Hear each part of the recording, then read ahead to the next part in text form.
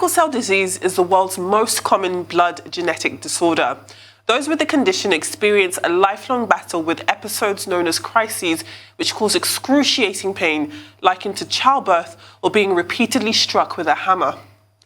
But that could soon change with the United Kingdom's approval of a life-altering drug, crizanlizumab.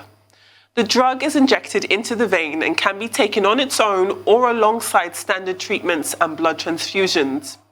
Experts say it could reduce the need for a patient to visit a hospital for a medical emergency, like a crisis, by 40%.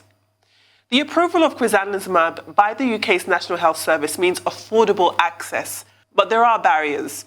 The approval of crizanlizumab came after a year-long trial with a small group of patients.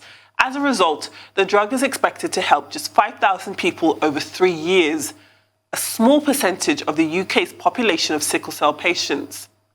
Recipients would also need to be over 16 years old and would have suffered from multiple crises. But nearly 300 babies are born every year with sickle cell disease, with some babies experiencing crises as young as 3 months old. Despite the hurdles, though, there's hope. Sickle cell disease is the fastest growing genetic condition in the world. It mostly affects Black people, and the inequalities in awareness and treatment are stark. 21-year-old Evan Nathan Smith died following a crisis in 2019. At a coroner's hearing, nursing staff admitted they did not have enough training in managing sickle cell disease, despite working in an area of North London with a large Black community. Awareness is key, especially here in Nigeria, which has been ranked by the World Health Organization as the sickle cell capital of the world. In no other country is the disease more endemic. And that's the reason why, in September, the Nigerian Senate passed a bill to manage the way the disease is treated. The bill seeks to prevent couples who are carriers of the AS and SS genotype from marrying and bearing children with each other, and carriers of other similar genotypes.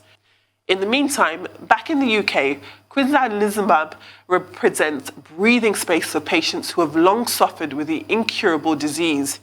But it also highlights the UK's efforts to not only treat, but better understand the disease to avoid preventable deaths.